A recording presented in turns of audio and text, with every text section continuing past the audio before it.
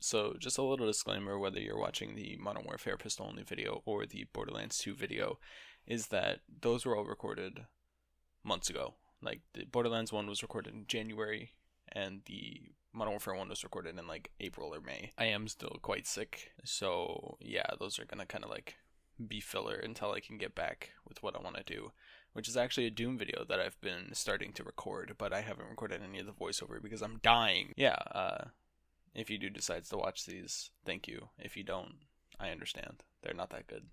Borderlands is a game series that always prided itself on its ability to be played in any way the player could think of. What's even better about this, though, is that not only can I choose how to play, I can have random wheels decide for me. And that's exactly what I did. And let's say I didn't have the best luck. It starts off with Krieg, a definite solid choice, one of my favorite Vault Hunters. But he has to use every weapon, shield, grenade, and relic that is dropped. Again, not too big of a deal, and then it happens. I spin the wheel and it lands on weapon class.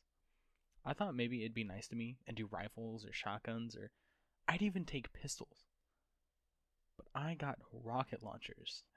This is not going to be fun. I mean, the run starts out relatively normal. I steal all of Claptrap's money and make my way to DigiPeak to get the free levels. Normally in solo playthroughs, I wouldn't even bother with the peak, because, I'm kinda lazy. But this time, I need all the help I can get. After messing around and picking up a couple grenades, I was ready to take on the real world of Pandora. Nothing really caused me any issues. Knuckledragger was a pushover, and so was everybody in Liarsburg. The real issue came when I decided to do signed missions to slowly make my way to level 5. I died to bully monks. Let that sink in for a minute.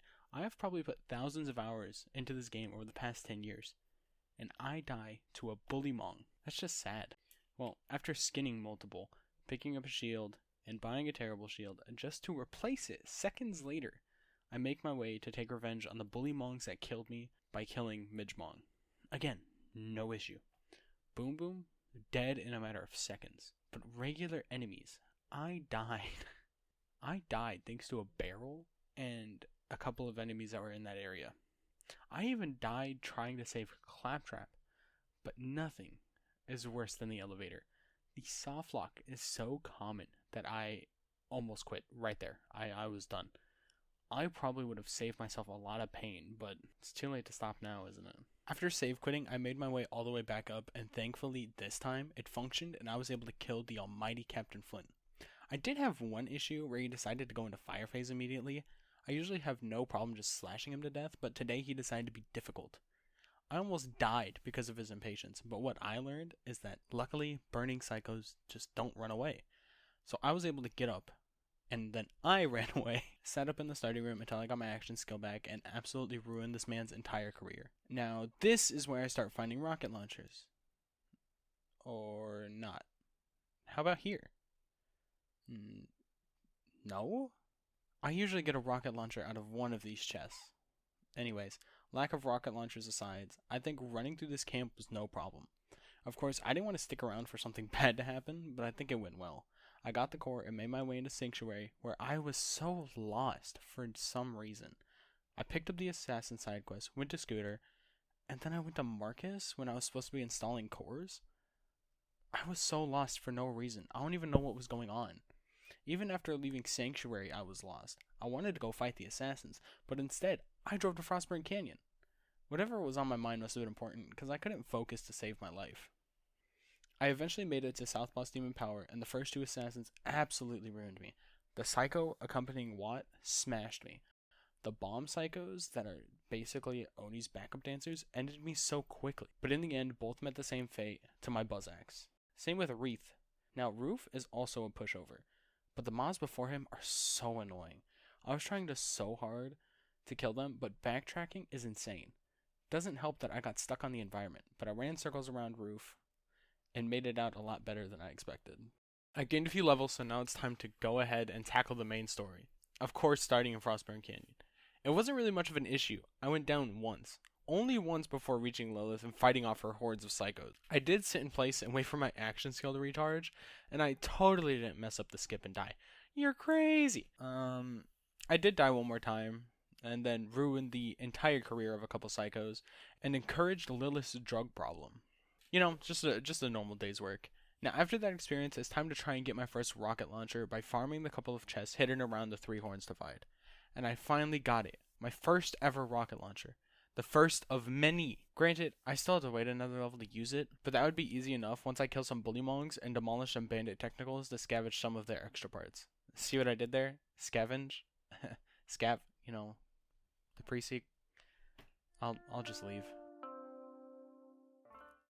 Now this is where I started to feel the challenge become a challenge. I wasn't able to take out an entire group with one rampage, and this rocket launcher did so little damage that I was struggling to kill enemies without dying. Badmaw took almost a full rampage to be taken down. Of course, since I'm absolutely amazing, I made it through, and now it's time to go down, die, and buy rockets over and over again. I even died to basic mobs. Then not long after, Mad Mike gave me so many issues. Not only was he way over my level, but he did so much damage that I didn't stand a chance. He killed me twice, but I think I was probably awarded with the Vladoff rocket launcher, which not only has a better fire rate, higher damage, literally every other shot is a free rocket. I think it's a win-win. Now this is where I noticed that launcher ammo spawns in ridiculously inconsistently, that I'll probably go a lot of the game without it, probably causing many deaths. Now this one was just my fault. We finally meet Roland, but now we have to chase down Warden to break him out. Getting there was no problem. I kinda just ran through the mobs and enemies, but dealing with Warden just ruined my morale for the rest of this run. Luckily, I was able to melee it to death and get back to Sanctuary. Now it's time to meet the absolute best character in any of the games. No, it's not Mordecai. It's Tina. Who would even put Mordecai in the top 10? I'd do anything for this little bundle of explosive joy, including running face first into bandits to get rockets, which I have no clue how I carried to and was still able to jump 10 feet in the air. It just doesn't make sense, but it's fine. Borderlands doesn't need to make sense. I was so excited to use this bandit rocket launcher that I found, but then I immediately opened a chest and got a terrible TDO rocket launcher. I only just killed Wilhelm with my last rocket, but being low on rockets aside, time to side quest to gain some levels. Now why did I open that chest? That is the only thing that could have happened. What is wrong with my brain? Anyway, back to side questing, and time to kill Prospector Zeke, which you'd think would be easy for somebody who plays Borderlands for the last 10 years, but obviously not because I got put down multiple times. Let's see. One, two, it was less than I thought. I never thought a nomad would cause me more pain and suffering than a giant Farkid. Madame von Bartlesby just seemed to let me kill her. What sucks is that I save quit instead of letting myself die. So, let's just add another 1,000 to the counter. I'm sick of this TDR trash, so I think it's time to just sit down and farm the chest right next to Wilhelm for a new launcher. Not much else happened, until Flesh Stick needed to be dragged to Tina's place. Why is it such a pain to get an enemy to follow you? But when you're low on health, they hunt you down and try their hardest to kill you. Now that I want to be followed, he just spins around and runs back to camp. I mean, at least it gave me a half-decent toy launcher, which immediately was replaced by a better bandit one. Well, after doing what I believe to be proper leveling, I decided to help Jack and absolutely demolish Sanctuary myself. What I've never understood was that you have to wait so long to watch Sanctuary disappear. Maybe the first couple times I liked it and thought it was so cool, but after hundreds, it's slowly becoming annoying. Just like the fridge! Granted, not much happened, but it's literally only there as a passage to yet another place I severely dislike. I did kill a one-armed bandit and got, nothing. It was a pretty uneventful fridge adventure. I only went down a couple times. Now onto the worst area in my opinion, and everything is going relatively smooth. I kill things, run out of ammo, run all the way back to the fast travel and buy ammo, and then I run into probably the worst enemy in this entire playthrough. I don't think anything up to or after this point caused me this many issues. After dying once, I had to resort to sitting behind this wall and throwing buzz axes into Big Boy's face. Luckily, it staggered him, but it was still very time consuming and yeah, next time I hope I can have better grenades or even just a bullet weapon at this point. Moving on to Overlook, again, nothing much happened. I killed basically every mob, down twice, died once. I mean, it certainly wasn't easy or less annoying than usual, but it was a nice change of pace from my constant struggling and frustration. Here is where we come to Marcus's mercenary shop to gain some very much needed levels, and hopefully a good enough launcher to carry me through the wildlife exploitation preserve. So after murdering an entire village and another village, it's time to cheese a boss I'd probably be able to take anyway, but I'm lazy. It's fine. It won't be the last time. Just a little warning. Sadly, my recording corrupted, and this is the first. Sadly, my recording corrupted, and this isn't the first time I killed a snowman. I don't really remember why, but I settled at 17 with a Maliwan slag launcher. Maybe it'll come back to me later, but as of writing, I'm completely confused. I did one more mission for Tanis, which got me to level 18, which I believe is enough to invade the wildlife preserve and end tons of life that probably just didn't need to be ended. But it's all worth it when it comes to saving the world, right? By destroying half its population? Did they think this one through? Anyways, it's time to farm some to hopefully get some good loot, and that's a volcano. And a conference call. And nothing else. I literally got 2 in 1 and then not a single drop after. If that's not terrible luck, I don't know what is. Well, time to make our way to Bloodwing and continue the story.